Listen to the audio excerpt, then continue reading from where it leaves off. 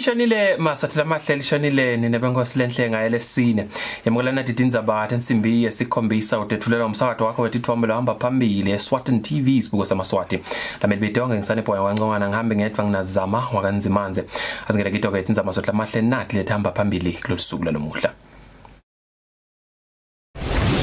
Silo semhlaba ingonyama ingosi eMswati wesithathu sithi sinelithemba ukuthi sitawukhula sibalo samaSwati lasagomela umkhuhlane weCovid-19 ngalokuphelele. Uhulumende somemetele inguquko esikhatsini sekusebenza kwamabhizinisi kulesikhathi live lisalwa nemkhuhlane iCovid-19. Kanti ke live leSwatini selehlise ngalokwamashumi ekhulwini ikhiqido kwentuthu lelimata lithathwasi ozone layer. Tindzaba. Silo semhlaba ingonyama ingosi eMswati wesithathu sithi sinelithemba lokuthi sitawukhula sibalo sesivele sigomela umkhuhlane iCovid-19 kuleli. Ingonyama iphefumula esigodlweni ngalozitha ngesikhathi lusibalukhulu wenhlangano iEuropean Union kuleli nalo lusibalukhulu welive leSwitzerland bethulela yona ingonyama Tindzaba tebunxusa. Bolusiba lababili sebetfulele silo semhlaba inkosi eMswati wesithathu Tindzaba tebunxusa lapha esigodlweni ngalozitha. Kanti laba kube ngulusiba wenhlangano iEuropean Union nalusiba olive leSwitzerland. Bobabili ke bolusiba bakhombe kuvelana nekuma nayo imbube emhlaba kulandzela phithiphithi lebekade likhona lapha eveni. Bethembisa ke ukuthi batawuyesekela ingonyama live leSwatini lisaqhubeka nekulwa nemkhuhlane iCovid-19. Loqala ukuthulela ingonyama emhlaba Tindzaba tebunxusa kube ngulusiba lukhulu wenhlangano yemave labamhlophe iEuropean Union lusiba Desislavia Chaumelova. Uhlonje ngengoma yesive enhlangano iEuropean Union ngesikhathi efika esigodlweni. Lusiba ubese sovusela imbube emhlaba ethula Tindzaba tebunxusa letimgunyata ngalokuphelele ukuthi anxusele lenhlangano kuleli.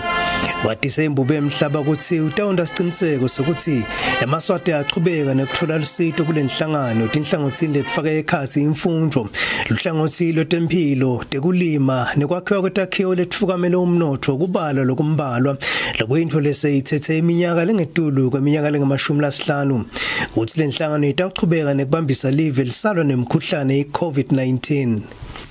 Over the years, support funded by the European citizens has helped improve the lives of thousands of Eswatini through access to clean and potable water, education, health, support to agriculture, infrastructure development, strengthening of governance, democracy and human rights, institutional capacity building, fostering business climate, and new trade opportunities. The preferential access to the European Union market granted through the SADC-EU Economic Partnership Agreement is also a strong driver for growth and jobs. We will continue to support Eswatini in the fight against COVID-19 pandemic, as we have already done via the COVAX facility. European solidarity has played its part in allowing thousands of households to cope with the challenges brought about by the pandemic through agricultural interventions and humanitarian assistance in the form of food or cash-based transfers provided to the most vulnerable who are at risk of malnutrition. Imbube emhlaba ithi noma kukaleleka kwebantu umhlaba wonke lokulethwe ngumkhuhlane iCovid-19 kuke kuvikela abantu kulomkhuhlane kunemthelela lomubi ekuphileni kwesive emhlaba wonke. Ingonyama ibonge inhlangano yeEuropean Union ngekubambisa live leSwatini ngemjovo yokugomela lomkhuhlane yathi luhlelo lokugoma sive luqhubeka kahle eveni leselibala kulawo mave lagome sive ngelizinga leliphakeme. Imbube emhlaba ivakalise lithemba lokuthi eMaswati lamanyende atawugoma and many countries are still trying to cope, including us here in Eswatini. We have also not been spared from this particular challenge, and we appreciate the vaccines which countries including the EU have also contributed. We have now ranked amongst other countries of the world in terms of vaccination, and we hope many of Eswatini will be vaccinated, and so that we can be able to face this problem without any difficulties. Wethulele ingonyama tincwadi tebunxusa nalusiba welive leSwitzerland Dr Nicholas Brul lofike esigodlweni naye wahlonisha ngengoma yesive elive leSwitzerland. Uvusele imbube emhlaba wethula incwadi tebunxusa wabusiswa ngiyo ingonyama ukuthi yaqala umsebenzi wekukhulisa ubudlelwane belive leSwatini nelive leSwitzerland. Lusiba wadise lomuthi welive ukuthi kukhulu lokungazuzwa ngilamave lamabili kutemnotho uma nje angaqinisa tinhlelo leti njengetekuvakasha ikakhulu ngoba isive saseSwitzerland sinenshisekelo lenkhulu yekuvakashela live leSwatini. Uthi uma sesengcile isimo seCovid-19 kutawuvuleka emathuba ukuthi kuqhubeke tinkhulumo tekuthengiselana emkhathini wenhlangano yakasakhu nenhlangano yetekuthengiselana emave yalabamhlophe i-European Free Trade Association. The end of the pandemic will also be the opportunity to resume the negotiations around the free trade agreement between the Southern African Customs Union, SACU, and the European Free Trade Association, EFTA, of which Switzerland is a member. This could still be better used to increase the volume of our bilateral trade. A dialogue on our respective needs could certainly open new doors. For example, through a diversification of the Swiss exports, today mainly chemicals. I would like to express Switzerland's deepest sympathy and solidarity to the Kingdom of Eswatini that has been through challenging times in the past months. Imbube emhlaba ithi noma umkhuhlane iCovid-19 ukhinyabete tinhlangothi letinyenti eveni letfaka ekhathi tekuvakasha wendela phasi nelihlelo lwentuthuko lwa Vision 2022 live leSwatini yalikalahli nanelithemba lokuthi litayifeza yonke imigomo yalo yentuthuko.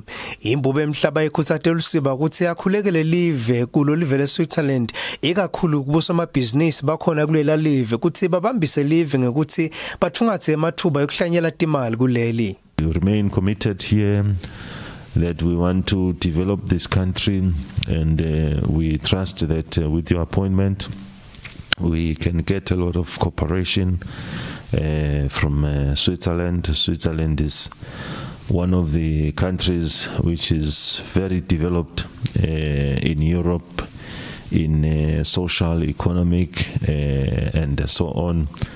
So the kind of development which the Switzerland has mastered for many years, we are also looking forward that you could share those ideas of how Switzerland has managed to develop from where you are. These are some of the things we hope that even as the new ambassador, you can encourage many Swiss people to come and participate in a lot of different things here.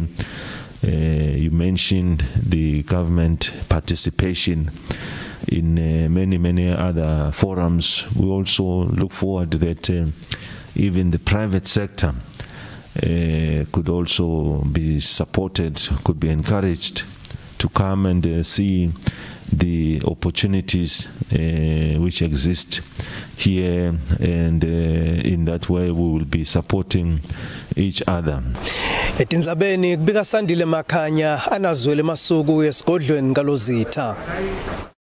Umhlonishwa wandvu nankulu Cleopas Dlamini sewumemetele kutsi njengoba tinombolo tebantfu labatholakala nemkhuhlane i-COVID-19 tehla lapha eveni uhulumende sewucekisele eminye imigomo yekuvikela kwanza kwalomkhuhlane. Titolo setitawuvalwa ngensimbi yesikhombisa ebusuku.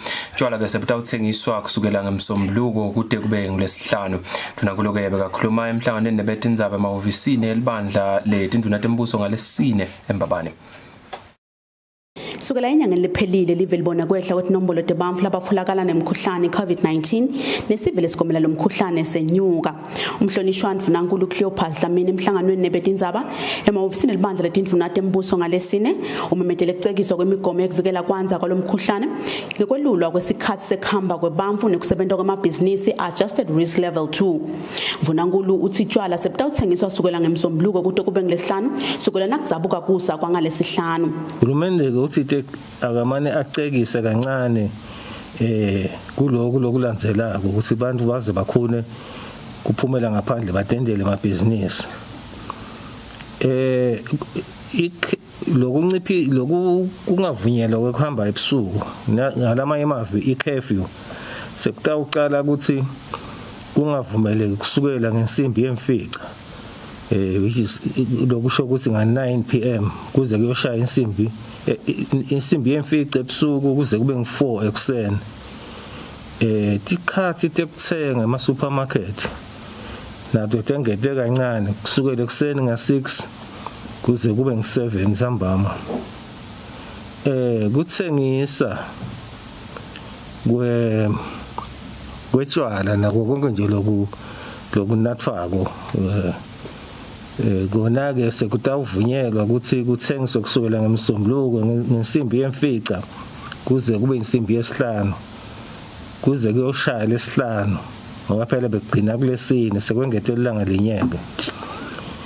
Nemasondo nato tonke nje tindzawo tekukhonda nato sekutawuvunyelwa ukuthi tingakhonda kabili evikini sho ukuthi kunelilanga lengelisonto mhlambe phinde kube nelilanga ekhasi neliviki.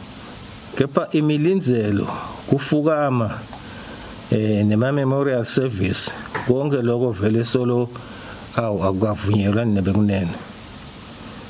Kuyacelwa-ke ukuthi bantu bayenakisise lemininingwane ngoba leyo khanza siyasebenza ngaphandle kwalama-hours labaliwe kungenteka phindze athi thole sekalahlekelwe nayilayisensi yakhe yokusebenza. Sinankulu ukuthi siva sichubeke nekugoma njengoba le mijovo iphephile.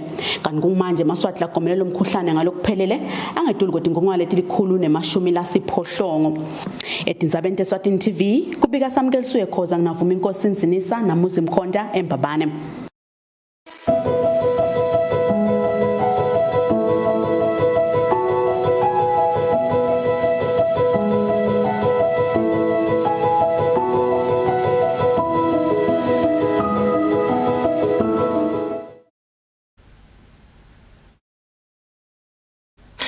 Live leSwatini selinciphise ukukhicita tintuthu letinyuko betalo uthwathwase sibhakabhakeni ngalokho emashumi lasithupha ekhulwini 60%. Lokho kuvakele ngendvuna yetemvelo Moses Vilakati ngesikhathi live ligubha ilanga lekugcina lithwathwase keliphephile International Day for the Preservation of the Ozone Layer.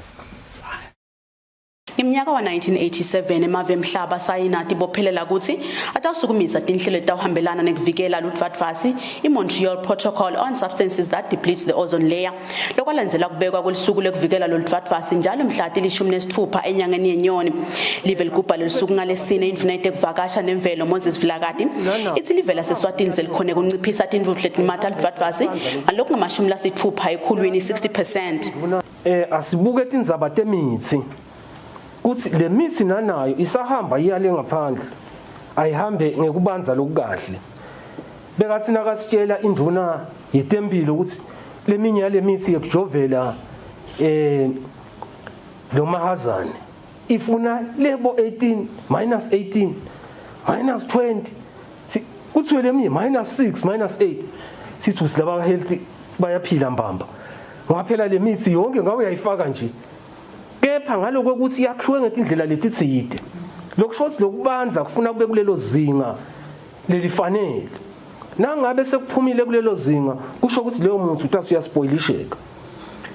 Sibonga ke imisebenzi lesiyisebenta ne-UNDP kuthi solo saqala lo msebenzi we-Montreal Protocol livela kithi selihambe sigaba kangangoba selifike emashumi lasithupha ekhulwini 60% yekwehlisa letintuthu letingtona letisuka kulabo fridge letenda ukuthi bese tiyawulimata lo dwadvasi lo ledulu.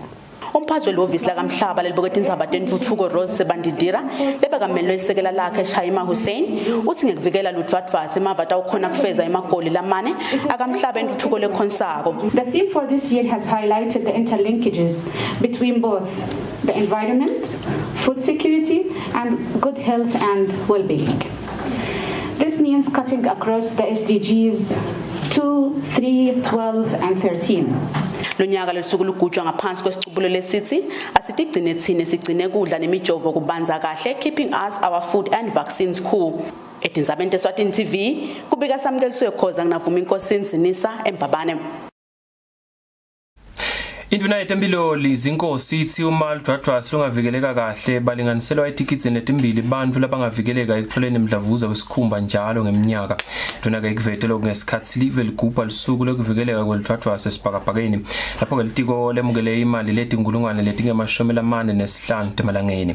Le mali ke yekutsenga tikhwama tekutfwala ke imijovo lenikelwe litiko letekuvakasha.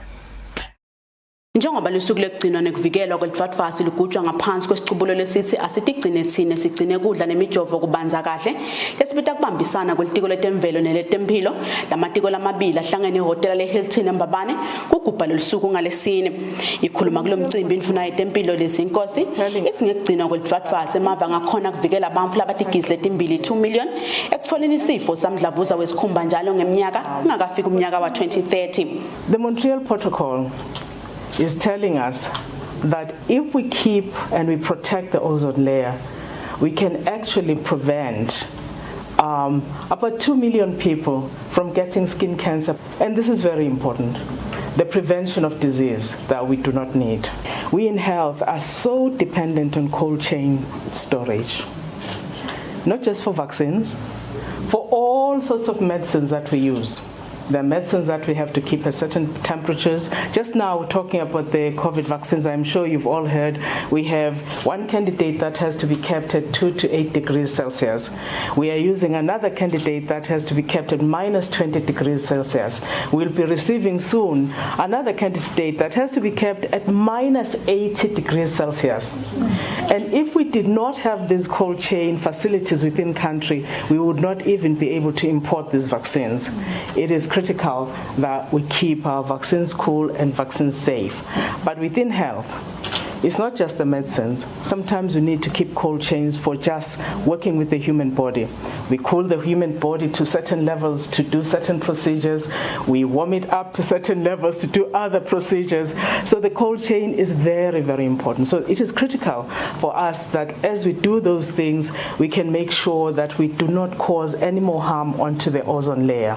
Imvuna iphinze emukele imali letingurungwane letinge-45 endvuneni litiko letekuvakasha nemvelo Moses Vilakati letawutsenga tikhwama tekuphatsa imijovo vaccine carriers. Imvuna ithi lo mnikelo utawudlala indzima lenkulu emsebentini welive wekucinisekisa kutsi kungakapheli umnyaka live libe seligome eMaswati lalinganiselwe ama-60 ekhulwini 60% agomela umkhuhlane COVID-19.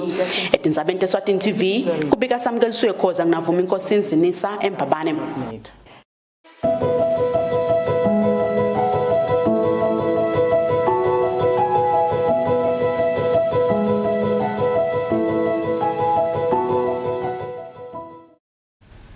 Induna yetekulima Jabulani Mabuza ikhutsata abalimi ukuthi bachubeke balime nanoma kuguquguquka kwesimo selitulu nekugedvuka komhlaba kuchubeka kuba insaya yetekulima. Induna beyikhuluma emhlanganweni wenhlangano yakaphelam lobubanjelwe esibayeni logic mathapha intathele emsakato Giyane Msibi ihlanganisana ngombiko. Inhlangano lengaphansi kwelitiko letekulima iPhelam ibe nemhlangano wayo lobakhona njalo ngemva kweminyaka lemithathu lebobanjwe nangetebuchwephesha ngenxa yemkhuhlane yeCovid-19. Litiko letekulima ke lingulamanye lematiko lelavetwa njengalamcoka ekuvuseni umnotho nasekwengce umkhuhlane weCovid-19 lapho litiko letekulima likhutsata mihla le kutsi laseSwatini ayikhicite lidle kwalo kunciphe kutsenga ngaphandle. Kulomhlangano ke bekudekwe kudla kwesintfu lokwahlukahlukene netilimo letilinywa ngulabalimi ngaphansi kwale nhlangano. Induna yetekulima Jabulani Mabuza ithi balima bachubeke balime nanoma kuguquguquka kwesimo selitulu kulesetinguquko tsite emkhicitweni wekudla kuleli nasemhlabeni. Kunama challenges lokuhlangabetwana nawo singule sector ya agriculture nje as a whole.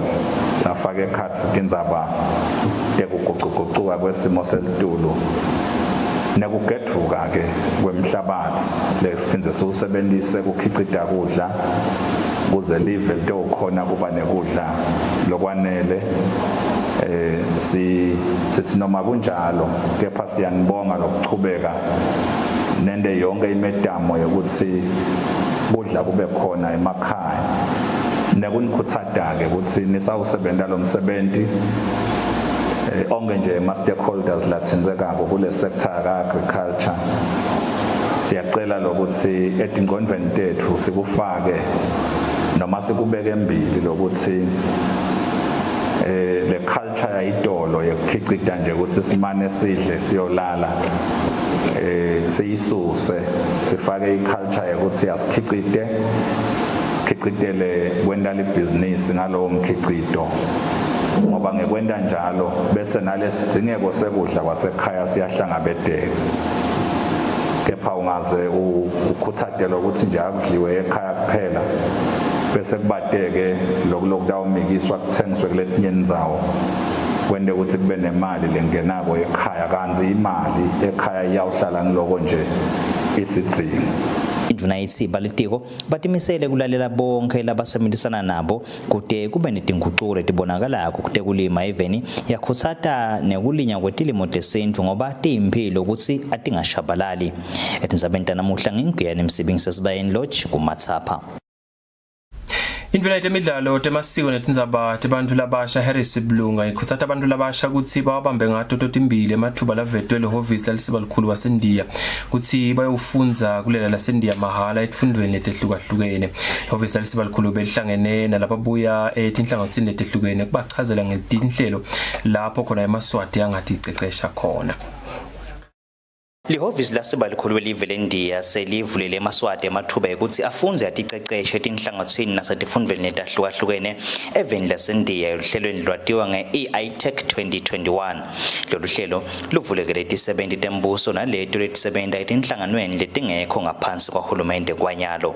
Ngenxa yemikhuhlane ye-COVID-19 labanye-ke bebafundza ngabongqondomshina online kanzi-ke labanye bayile khona eNdiya kanzi-ke baqhamuka etinhlangothini letifaka ekhatsi emaphoyiseni His Majesty's Correctional Services, National Disaster Management Agency, libandla elikhethwa nemincele kanye-ke nalabanye. Bathula bufakazi babo ngekuthi basitakele njani kuletifundo bathi balolongeke etinhlangothini letinengi letinye letihambisana nemisebenzi yabo. It was exciting to discover how filmmakers and content makers develop their content and make it come to life. Learn from experts in India on current technologies already implemented there and how this can be synchronized with NDMA to provide a holistic and better coordinated pandemic response. Indvuna yetemidlalo temasiko nensha Harris Blunga ikhuluma kulomcimbi ithi budlelwane lobukhona kulamave lamabili bulusito emaswatini wacela nensha ukuthi wabambe ngato totimbili nawe emathuba lamahala. Key amongst those areas is the empowerment through training and capacity building that your country is providing to Emaswati, particularly to the youth, through scholarship programs in various fields. Lilunga leParliament laseNzingeni Lutho Dlamini lithi lele sebathole lelithuba lekufundza abakusebenzise lapho kufanele khona lebakufunzile eNdiya. Uthi live lingaka babe nenhlanhla ekukhethwa bayofundza khona ke eNdiya ngako ke sebatalithuthukisa laseSwatini. Sibalikhulu welive leNdiya Randa Venkataraman uthi emaswati la ngamakhulu lamabili asazuzile kulolu hlelo kusukela ngeminyaka wanga 2015 kuya ku 2019. We have been continuing to offer very useful training programs to Eswatini. Kanzi likhasi lengqondomshina kulofisi ukufunda tawusita ke bantfu labakhubatekile endlini lencane lempahla ke inikelwe nguSu N Mahlwe